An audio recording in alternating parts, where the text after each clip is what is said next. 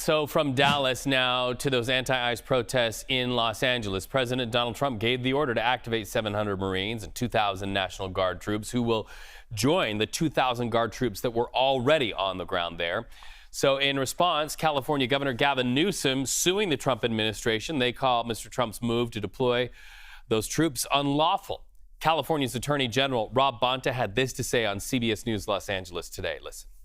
The National Guard is unnecessary, and frankly, it's a provocation and inflammation of tensions and an escalation that it seems the president wants. This is a manufactured crisis. It is an artificial controversy. He wants the chaos. He wants the confusion.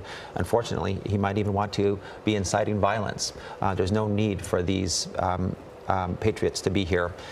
We shouldn't have the militarization of American cities on American soil. So let's bring in CBS News Homeland Security correspondent Nicole Sganga. There's so much to talk about here, Nicole, but the Department of Homeland Security says those raids are paying off. The president said it as well. The president said they are arresting what he calls the worst of the worst. What can you tell us about who's been arrested? Yeah, absolutely, Reed. And that's been a line that we've heard a lot from the president, from DHS Secretary Kristi Noem. Here's what we do know. Immigration and Customs Enforcement has set a goal of arresting 3,000 illegal migrants a day, and they fell short of that just yesterday. ICE recorded more than 1,200 arrests nationwide. As to how many actually occurred within Los Angeles, we are still waiting on those numbers. We know that this ICE operation, these targeted operations that have occurred at workplaces and throughout the city of Los Angeles and greater LA County, began on Friday. And on that first day, ICE officials arrested 121 illegal migrants. That is, of course, separate from those protesters who were arrested. And among those, there were those who had charges and prior criminal histories of drug trafficking, of assault, of smuggling, of domestic violence. So certainly among those ICE has arrested in Los Angeles do have a bit of a rap sheet. But as to the specific breakdown, we are still pushing the Department of Homeland Security to be transparent and to come forward with some of those numbers. You know, we just played that interview with California's Attorney General Rob Bonta speaking to our CBS partners down in Los Angeles. He mentions that they are militarizing the forces down on the ground in Los Angeles, where locals could likely take care of this situation. What is the role of federal troops when they interface with the locals there? Yeah, this is very, very important, Reed. Now, short of the president invoking the Insurrection Act, National Guard that is deployed, or really any members of the U.S. military who show up on American streets, are not permitted arrest authorities. They cannot enforce the law in the way that a police officer or a deputy would, who is, roaming the streets and on patrol.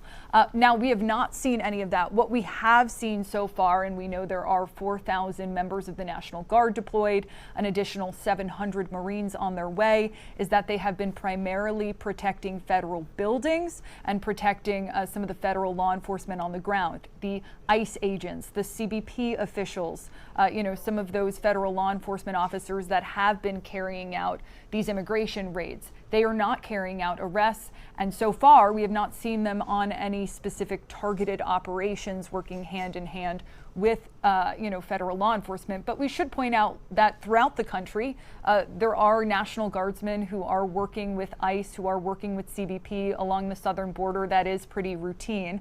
I think where this all really stems from is on, Friday night, we saw the confrontations outside the Los Angeles Federal Building. We saw the vandalism. We saw protesters that were hurling rocks and stones at Immigration and Customs Enforcement, and they called on LAPD to arrive. And at that point, it took officials, DHS says, over 2 hours to show up. LAPD said they showed up after 45 minutes. But really, that is what has spurred this request by the president and by the Department of Homeland Security for more federal assistance.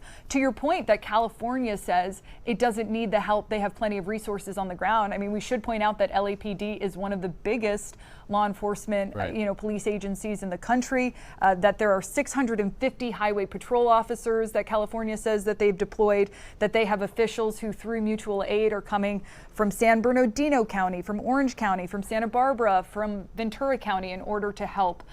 And that, California law enforcement officials have also complained that it's really difficult to coordinate with some of these federal assets that are on the streets now. And so we have learned there are some efforts underway to develop a federal, state, and local coordination center within Los Angeles. And when we get more specifics on that, we'll bring it to our viewers.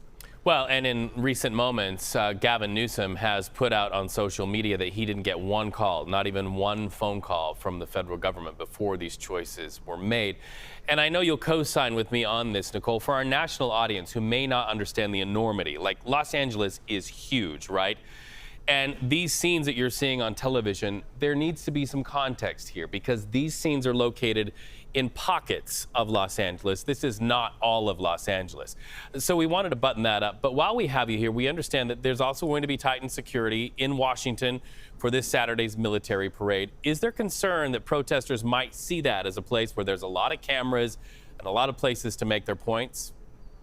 Yeah, LA is a sprawling city, to your point. Now, as for DC, there's always a concern about outside agitators coming up to an event and trying to make a scene. But what I can tell you is that the military parade, the Army 250, is a national special security event. It is the highest designation of federal resources that any event can get, similar to what you'd see at the inauguration or the Super Bowl. U.S. Secret Service leads the way, but there will be literally thousands of agents and officers on the ground for this, including National Guard from D.C. And neighboring states. And so we do expect some demonstrations.